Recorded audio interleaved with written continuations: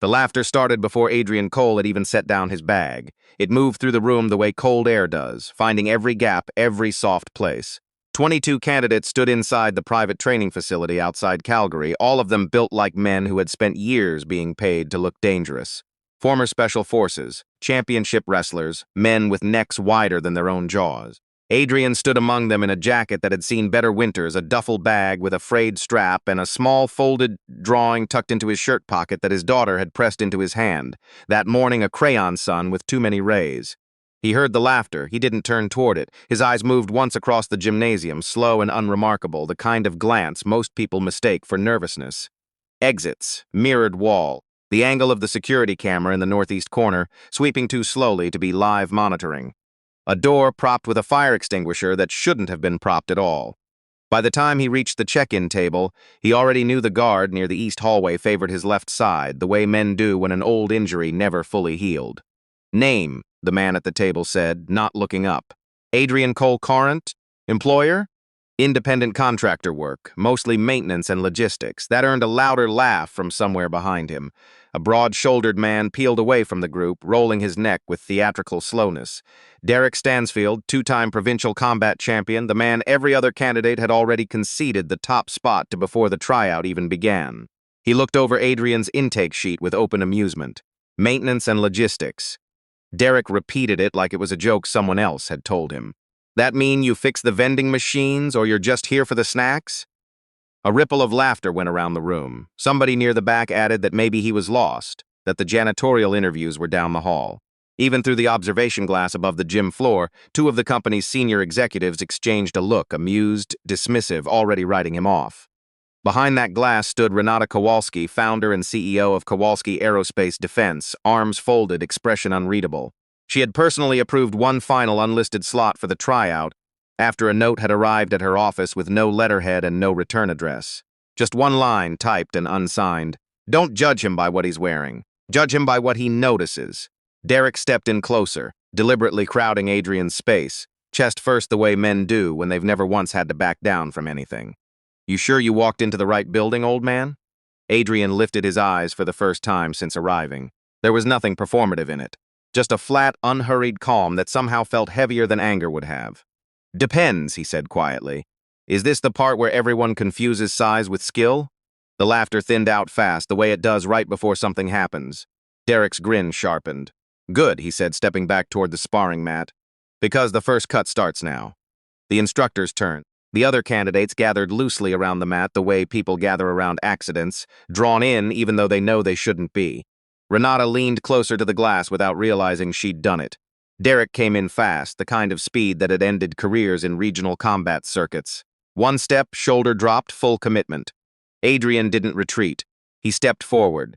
One hand caught the wrist mid-strike, the other slid beneath the elbow, hips rotating in one motion that looked almost lazy from outside, but wasn't lazy at all. Derek's feet left the floor. He hit the mat flat on his back hard enough that the sound cracked through the gymnasium like something breaking. For a moment, nobody breathed. Derek lay there, blinking at the ceiling, more stunned than hurt, trying to understand what had just happened to him. And that's when the alarms went off. Every light in the building flipped to red at once. A siren cut through the gym, sharp and electronic, and somewhere above them a voice came through the intercom, tight with panic. Security breach, executive floor, all personnel hold position. Adrian didn't look at Derek again. He looked straight up at the observation glass at the spot where Renata Kowalski had been standing seconds earlier and found it empty. He was moving before anyone gave him permission to. He crossed the mat, stepped over Derek's still-stunned body, and reached the stairwell door just as two facility guards collided with each other trying to get it open. Red light washed across every face in the corridor, flattening expressions into something close to panic. Above, behind the broken composure of the glass wall, executives who had been watching a routine hiring exercise were suddenly shouting into phones. Renata had vanished from the platform the instant the alert reached her floor. That single detail told Adrian more than the siren did. A CEO didn't leave a secured deck unless she'd either been moved or made to move. Hold position, a guard barked, throwing an arm across Adrian's chest. Adrian caught the wrist without force, just enough pressure for the man to feel how easily it could be turned. Your camera sweep on this floor has a 6-second blind window, he said, voice flat, almost bored. If somebody timed this, they're already past you. The guard hesitated, not from the information but from the way it was delivered, no adrenaline in it at all, like he was reading off a weather report.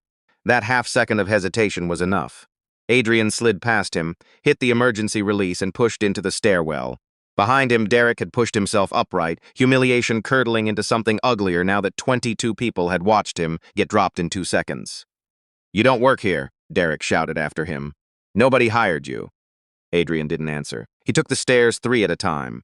On the 8th floor, he heard the wrong kind of quiet, not screaming, not footsteps, just an absence where there should have been noise. Quiet like that usually meant something else had already taken control of the room. He found the first sign of it on the 10th floor landing. A security guard slumped against the wall, radio crushed under his own shoulder.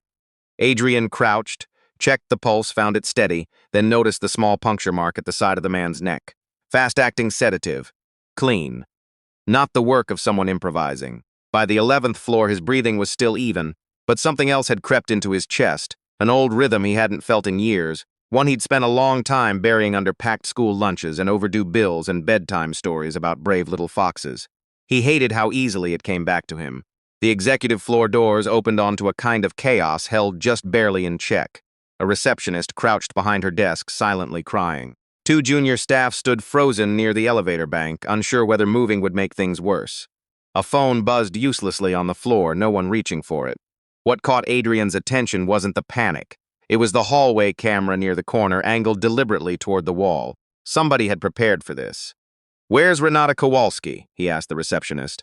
She looked up, recognized him only as the man from the gym floor downstairs, and pointed a trembling hand toward the east corridor. 2 men, security uniforms. They said it was an evacuation. Adrian was already moving.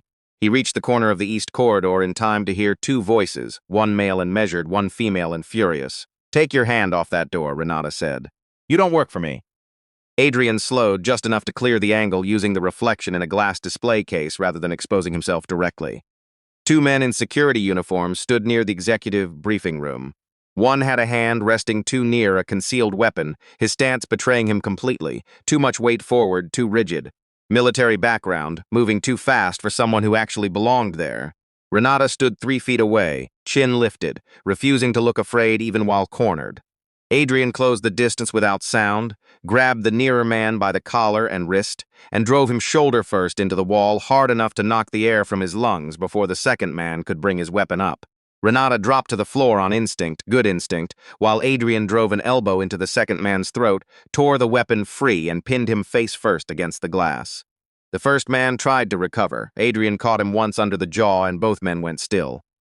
Renata rose slowly, hair loosened from its earlier precision, eyes sharp now with something closer to calculation than gratitude. She looked at the 2 unconscious men, then at Adrian. "Who exactly are you?" He checked the hallway before answering. "Right now, the only person in this building who noticed your evacuation team is wearing the wrong boots." She glanced down. Kowalski Defense's contracted security wore matte rubber soles, standard issue. These men wore polished tactical boots, the kind meant to look right from a distance and fail under close inspection. "You were downstairs," she said slowly. "At the tryout, technically, I still don't have the job." Before she could respond, one of the men on the floor reached toward his own collar. Adrian saw it half a second before it mattered and tore a small device free before the man's fingers found it. A compact transmitter blinked red in his palm. Renata stared at it. "That's not standard equipment for hired muscle." "No," Adrian said. "That's expensive. Coordinated. Somebody funded this properly." Footsteps thundered down the hallway, real security finally arriving, breathing hard, Derek trailing just behind them, having apparently appointed himself part of the response team. He stopped cold when he saw 2 men down and Adrian holding the weapon.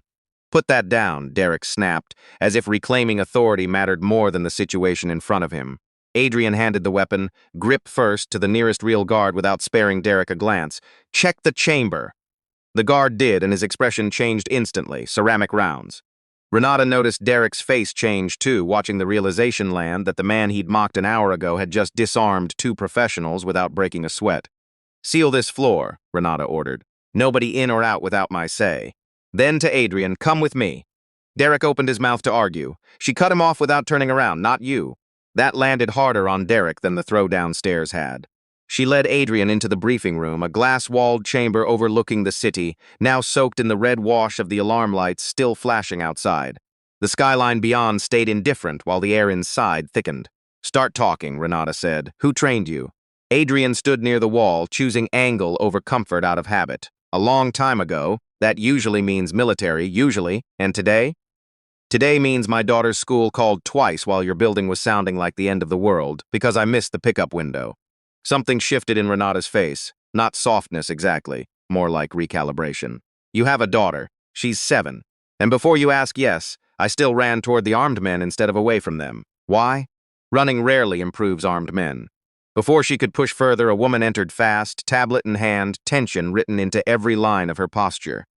Priya Anand, head of internal security, stopped short when she saw Adrian standing beside the CEO like he belonged there. Ma'am, our system logs were wiped for exactly 90 seconds right before the breach. Internal credentials were used. Internal meaning? Level 4 clearance or above. The silence in the room changed texture. Less panic now, more suspicion. Renata had fewer than 10 people in her circle with that clearance. Adrian watched her realize it, watched her hide the realization a half-second later. Betrayal had a face now. She just didn't know whose yet. Priya looked at Adrian. Who is he? The reason I'm not downstairs in an ambulance, Renata said. We haven't cleared him. You shouldn't, Adrian said, almost amused. Look me up. You'll find very little. That's not reassuring. Priya's tablet pinged. She frowned at it. There's something else. HR says his applicant file was submitted anonymously this morning. No digital trace before 9:14. Renata looked up slowly. Anonymous? For the first time all night, Adrian looked genuinely thrown. I filed that application myself yesterday, in person, then someone replaced it.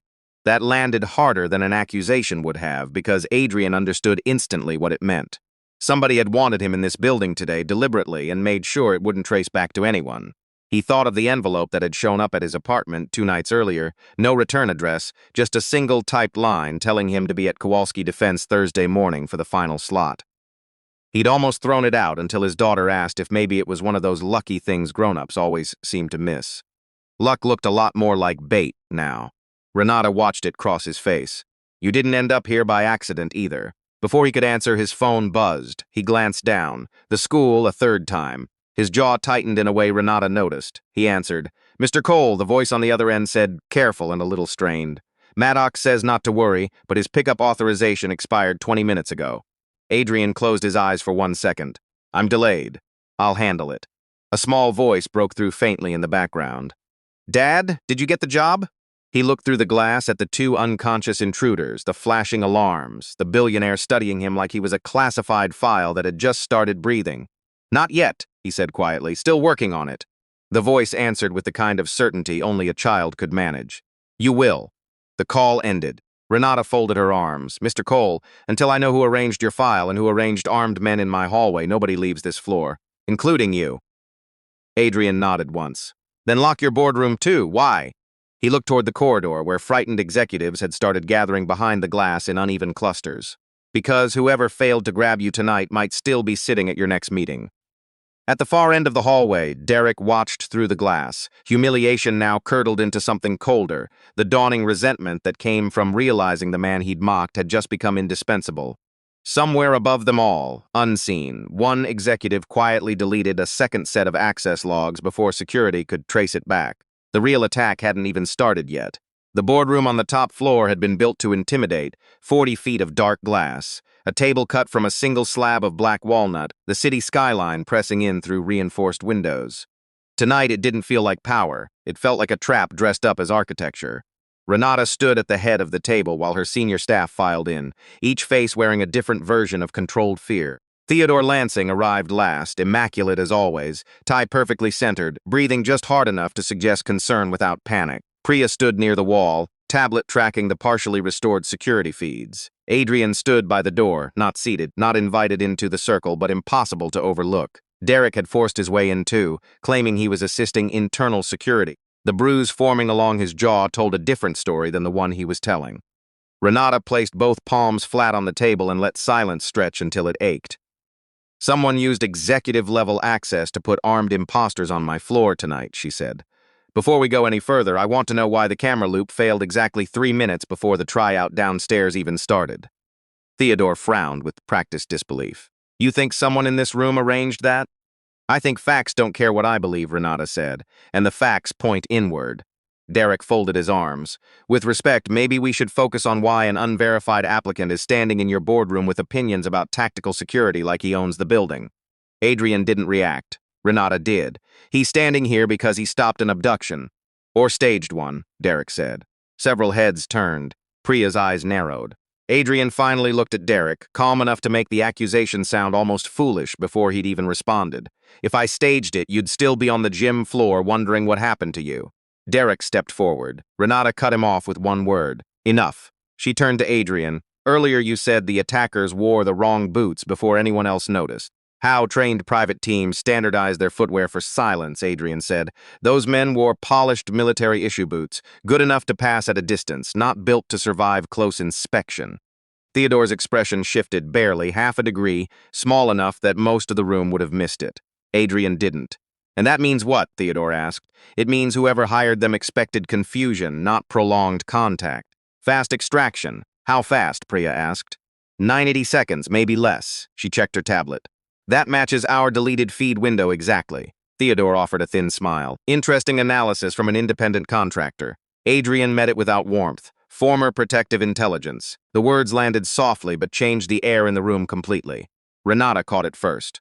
Protective intelligence for who? He didn't answer right away. He rarely talked about that stretch of his life because names led to memories, and memories led to nights his daughter sometimes found him sitting at the kitchen table at 3 in the morning, staring at nothing. Mostly people who couldn't afford to make mistakes, he said finally. Diplomats, witnesses, temporary postings overseas. Derek snorted. Conveniently vague. Adrian ignored him. Priya was already typing. There's no public record under your current name. His jaw moved once. Current name. Renata asked it before he could deflect. What does that mean? He realized a beat too late that he'd said more than he meant to. Long story. Before Renata could press, Priya's screen lit up again. Ma'am, badge movement on the 10th floor. Someone just used your deputy authorization to access the archive servers. Renata looked instinctively at Theodore. Only 3 people held that level of access. He spread his hands. I've been in this room. Adrian was already moving toward the door. Archive access after a breach means cleanup. Renata followed without hesitation. Priya, with me. Derek, stay here. Derek bristled. You're sending him again? Because he keeps arriving before the danger does. The hallway swallowed the 3 of them into urgent motion. Adrian moved differently now, less like a man being evaluated, and more like someone slipping back into a version of himself he'd promised never to need again. He chose the service stairwell over the elevators. Priya followed, pulling up floor schematics on the move. Renata came behind in heels until Adrian stopped, looked down, and without a word, kicked open a maintenance locker and pulled out a pair of rubber overshoes meant for janitorial staff. Queeter, he said, holding them out. She stared at them for a beat, then put them on without complaint. For half a second, the absurdity of it almost broke through Priya's tension. On the 10th floor, the archive corridor lights flickered. One server room door stood ajar. Adrian raised a hand, stopping both women before they crossed the threshold. Why, Renata whispered. He pointed at the floor. A thin, reflective wire stretched ankle height across the doorway. Priya inhaled sharply. Tripwire. No, Adrian said. Trigger. He used a badge lifted from one of the earlier attackers to lift the wire free without setting it off. Inside, a terminal sat active, screen full of deletion logs in progress. Something moved behind the server rack at the back of the room. Adrian crossed the space fast. Metal clattered. A shadow bolted for the rear exit. Priya shouted. Renata caught only fragments, Adrian's hand closing on a shoulder, the figure twisting free, a badge tearing loose, an emergency door slamming shut behind them. By the time real guards arrived, the intruder was gone, but not empty-handed. Adrian looked down at what remained in his fist. Half a torn ID strip, department code still legible. Finance, he said. Renata took it from him, eyes hardening. Priya checked her tablet. That badge prefix belongs to executive audit access. Theodore's division handles quarterly audits. Nobody said his name out loud. Everyone was already thinking it. Adrian turned to the terminal, scanning the deletion trail. They weren't erasing breach footage first, he said. They were digging for old personnel files. Priya froze. Whose? He touched the screen, opening a cached fragment. His own name appeared, an older clearance tier, archived under restricted external consultant contracts from nearly a decade earlier. Renata read it before he could close the window. Adrian Mercer Cole. Federal Protective Liaison, restricted deployment authorization. She looked at him slowly. Mercer, he exhaled once. Middle name, used on classified contracts only. Priya stared at him now with an entirely different kind of suspicion. Not whether he belonged in the building, but how much history had just walked in voluntarily. "You worked federal protection corridors," Renata said, "until I stopped." The answer didn't come from him. It came from his phone, vibrating again, the school. He hesitated this time, guilt landing harder when danger finally paused long enough to let ordinary life back in. Renata noticed and nodded once. "Take it." His daughter's voice came through first light, because kids hear tension differently than adults do. "Dad, Ms. Patterson says if you're still working, I can stay for art club." He turned slightly away from the others. "Did you eat something? Half a sandwich." The other half looked sad. Despite everything, something in his face almost softened into a smile. "Sad sandwiches still count." She lowered her voice like she was sharing a secret. "Did you win?" He looked at Renata, at Priya, at the broken server, the torn finance badge. "Not finished yet." "You sound like your serious voice," she said. "That means somebody lied near you." Renata heard that line clearly and looked at him sharply. Children didn't invent observations like that out of nothing. "I'll come soon," Adrian said. "Promise." A pause because he hated making promises. Work had taught him once how easily they could become impossible to keep. "Okay," he said anyway. The call ended, and the room felt smaller for a moment. Renata studied him differently now, not as an asset, but as a contradiction. A man with federal clearance and worn boots and a daughter who could hear danger through the shape of his voice alone. Priya broke the silence. "Someone searched your old files today before the breach even happened." Adrian nodded slowly. "Then whoever invited me here knew exactly who I used to be." "You think the note was bait," Adrian said, "or a warning?" Before anyone could decide which, the lights died. Full blackout. Emergency red returned half a second later, weaker now, pulsing through the server room like something bleeding out. Priya cursed under her breath. Backup grid shouldn't fail like that. Adrian already knew what it meant. Stage 2. Then the fire alarm triggered, not the breach signal, an evacuation protocol. A synthetic voice echoed through every floor. "Immediate building evacuation. Proceed to nearest exit." Renata looked up sharply. "I didn't authorize an evacuation." "Exactly why you don't move," Adrian said. Running footsteps and distant shouting bled through the dark corridor outside. Controlled panic had become weaponized panic. Somewhere above, glass shattered. Priya checked her tablet. Dead signal. Derek's voice carried faintly through the hallway, shouting Renata's name from too far away to trust the direction. Adrian moved to the door, listening, body angled. "Someone wants you moving," he said quietly. "And in this building, moving is exactly where they can predict you." Renata's voice stayed level, colder now. "Then tell me where they can't." He looked toward the maintenance shaft along the far wall, an old service ladder hidden behind cooling ducts. Places executives never think to look. Another crash echoed somewhere above them. Then a single gunshot from the 11th floor. Priya looked at Renata. Renata looked at Adrian. For the first time all night, she gave him authority without saying a word. And Adrian understood with sudden clarity that whoever had started this wasn't testing security anymore. They were collapsing the building around one woman and dressing it up as procedure. The maintenance shaft smelled like dust and old wiring, the kind of forgotten infrastructure that billion-dollar buildings always had hidden somewhere beneath their polish. Adrian climbed first, guiding Renata up through the narrow steel frame while Priya followed below, still carrying the dead tablet out of habit more than usefulness. Outside the shaft, the tower trembled under engineered panic, alarms, locked elevators, announcements designed to herd people rather than protect them. Adrian stopped halfway between floors and listened. Footsteps moved across the 11th floor above, too many to be fleeing staff, too coordinated to be anything but a team. "They're pushing movement toward the south exits," he whispered. "Why south?" Renata asked from below. "Because your boardroom has a clean sightline from the south terrace." Priya understood first. "Sniper angle." Adrian nodded once.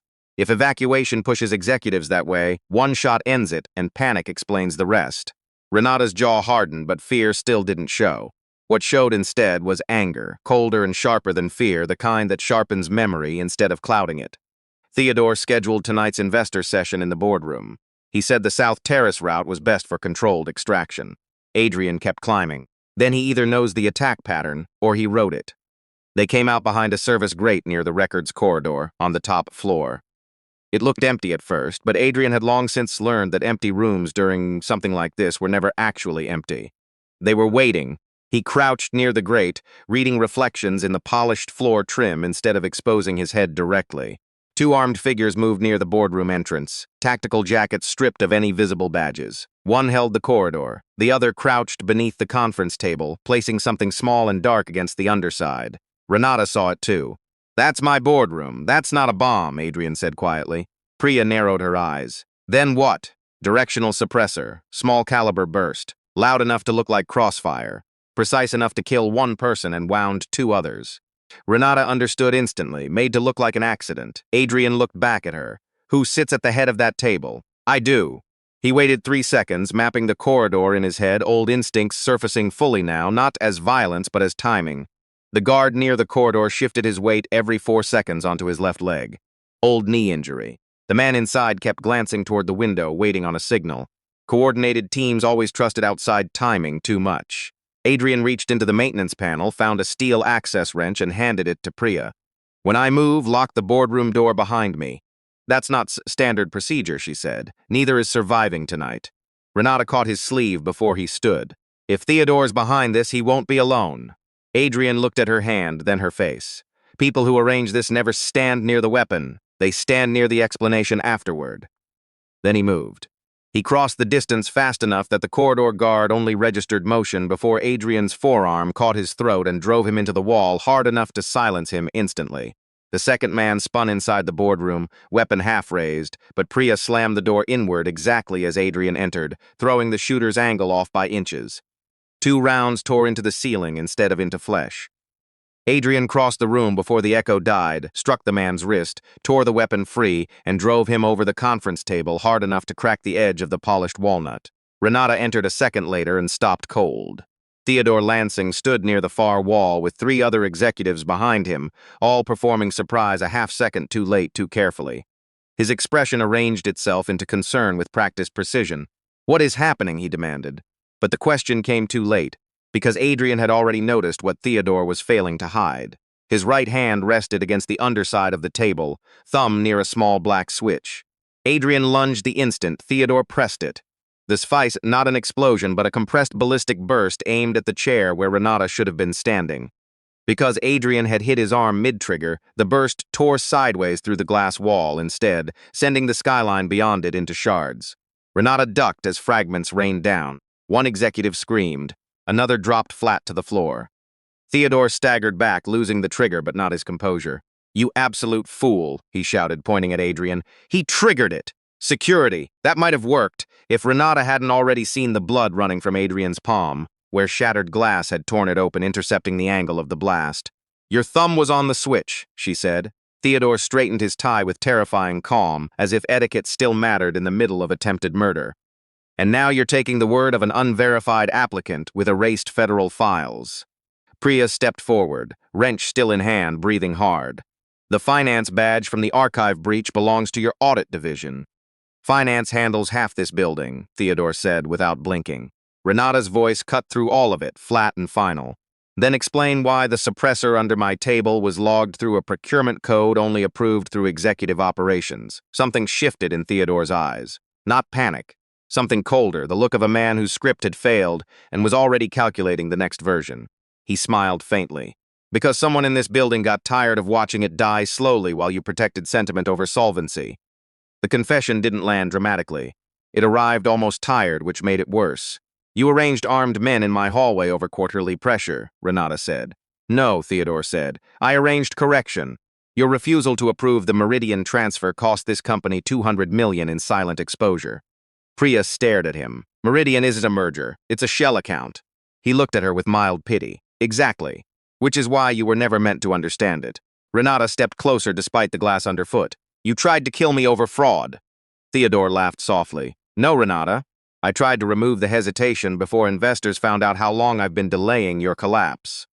That landed differently because buried somewhere inside the betrayal sat a kernel of truth. The company had been under strain for longer than she'd let herself admit. Theodore had simply turned that weakness into leverage. Adrian noticed something else. Theodore was talking too long, which meant he was expecting an interruption. External support. Adrian turned toward the shattered wall just as movement flickered on the rooftop across the street. Down, he shouted, already moving. Renata reacted instantly. Priya was half a second slower. Adrian threw Renata sideways behind the table as the first round shattered the interior projector screen exactly where her head had been a moment earlier. The second shot came in lower. He pulled Priya down by the shoulder as the glass exploded a second time. Executives screamed, crawling for cover. Theodore ran, not toward safety, but toward the side exit, clearly expecting extraction. Adrian had one impossible second to choose between chasing him and shielding Renata from the next round. He chose Renata. The third shot hit the chair behind her instead of her spine, because he'd already covered the angle with his own body, shoulder taking the impact of fragments tearing through his jacket. Pain flared white through him. He stayed upright anyway. Priya grabbed the fallen weapon, crawled to the side panel, and slammed the emergency steel shutters down over the shattered glass. Darkness dropped across the skyline with brutal finality. Inside the wrecked boardroom, everyone breathed like people who hadn't fully trusted their own survival yet. Theodore was gone. The side door still hung open. Renata looked at Adrian, at the blood darkening at his shoulder and palm. "You're hit." "Not deep," he said, the lie automatic. Priya checked the corridor, came back furious. He cleared the south elevator manually. He had an extraction route ready. Renata stood slowly, rage now fully visible. "Lock every floor, nobody leaves this building." Adrian pressed his bleeding palm against the table edge to stay steady. Adrenaline kept him upright barely. Renata noticed, and noticed too the faded scar beneath his sleeve from a wound that looked years older, in almost the same place. "How many times have you done this?" she asked quietly. He looked toward the dark shutters, where the faint tick of rounds against steel still echoed somewhere outside. For a second, he didn't answer. Then his phone buzzed. His daughter. He answered because after everything, a child's voice was the only thing that still sounded clean. "Dad?" she asked softly. "Are you driving yet?" He closed his eyes for 1 second. "Soon. You said pizza if the interview went well." Blood slid between his fingers onto the walnut. "Then pizza still stands." She lowered her voice. "You sound hurt." He opened his eyes and looked at Renata, as if the answer belonged to more than one person now. "Just tired," she answered with complete certainty. "Mom used to say tired voices happen when brave people don't sit down soon enough." The line ended, and the words stayed suspended in the wrecked room longer than the silence that followed them. Renata looked at the blood, the shattered glass, the chair where she should have died, and the man who had walked into the building that morning in worn boots, carrying a folder with a child's crayon sun tucked inside it. She turned to the executive still crouched behind broken furniture. Her voice came out colder than any alarm the building had sounded all night. "Emergency board session begins now. Anyone still loyal to Theodore Lansing should leave before security finds them first." Somewhere below, Theodore entered the underground parking structure, believing he still had one move left, before Adrian Cole could learn who had really sent the note that brought him into the building at exactly the hour that made murder profitable. The parking structure no longer carried the panic from the floors above. It carried something colder, measured footsteps, distant engine hum, the metallic drip of water from an overhead pipe, the particular silence that settles after violence, before truth decides who it belongs to. Theodore moved fast between the rows of black executive vehicles, phone against his ear, voice low. "Get the south gate open. No delays." The gate didn't move. Instead, the overhead lights snapped on, row after row, revealing Adrian standing near a concrete column ahead, one hand pressed against his injured shoulder, the other hanging loose, as if pain were something he'd decided to deal with later. Theodore stopped. For the first time all night, his composure slipped. "You should be upstairs, bleeding dramatically for sympathy. You should have left before you tried to explain greed like philosophy," Adrian said. Theodore's eyes flicked across the angles, exits, the distance to his car. "You think Renata wins because she survives one night? The investors will tear her apart by morning." "Maybe," Adrian said, stepping forward. "But murder tends to hurt quarterly numbers worse." Theodore reached suddenly inside his coat. Before the motion finished, Renata's voice cut through the structure from behind him. "Don't." She emerged with Priya and 2 armed officers beside her, heels sharp against concrete, face pale but unbroken. Theodore froze, then slowly withdrew his hand. Not a weapon, a thin envelope. He almost smiled. "Before you arrest me," he said, "you should know who's invited him here." He tossed the envelope toward her. Inside was the original note, the one that had brought Adrian into the building. On the back, a single name, Sarah Cole. Adrian stared at it before Renata could even speak. "His late wife." "That's not possible," he said. Priya checked the rest of the envelope and found a printout underneath, an archived email recovered through legal hold. Sarah had once done temporary compliance work for a federal subcontractor auditing Kowalski Defense years before her death. 3 weeks before the highway accident that killed her, she'd flagged a series of shell transfers tied to Theodore under a sealed review code nobody had reopened since. Theodore's voice sharpened, the elegance dropping away into something bitter. She found too much, and then the wrong stretch of road got icy at the wrong time. Tragic timing made for very useful paperwork. Adrian didn't move for several seconds. Grief, after enough years, doesn't explode. It arrives like weight settling back into a place you'd learned to walk around. Renata watched him and understood, beneath tonight's blood and precision, stood a man who had unknowingly walked straight back into things all corruption that had broken his life years earlier. Theodore saw the pause and tried one last move, lunging toward the side lane. Priya's officers brought him down before he reached the next pillar. The sound of the cuffs closing ended the night more completely than any alarm had. Later, long after the statements were taken and the last ambulance had pulled away, Adrian sat in the quiet lobby while a paramedic wrapped his shoulder. Renata stood near the glass entrance, watching the first gray light of dawn touch the city. "You saved my company," she said. He shook his head slightly. "No, I just stopped one man from finishing what he started." "What happens now?" Before he could answer, the lobby doors opened, and his daughter ran in wearing her school sweater, an art folder still tucked under one arm, because Priya had quietly gone to bring her after the building had been cleared. She crossed the marble floor without hesitation and stopped only when she saw the bandage. "You said tired," she accused softly. Adrian smiled for the first time all night and knelt despite the pain. Turns out brave people should sit down sooner. She's hugged him carefully, then looked up at Renata with the particular seriousness only children manage. "Did he get the job?" Renata crouched to her height, her eyes softer than they'd been all night. "Only if he says yes." The girl studied her father for a long moment, then nodded the way someone approves terms that should have been settled a long time ago. Outside, the first sunlight reached the glass front of Kowalski Defense, and for the first time since walking into that building, Adrian felt something unfamiliar settle in his chest. Not the old instinct for danger. Something quieter. The possibility that protecting one's future didn't have to mean running from the past forever.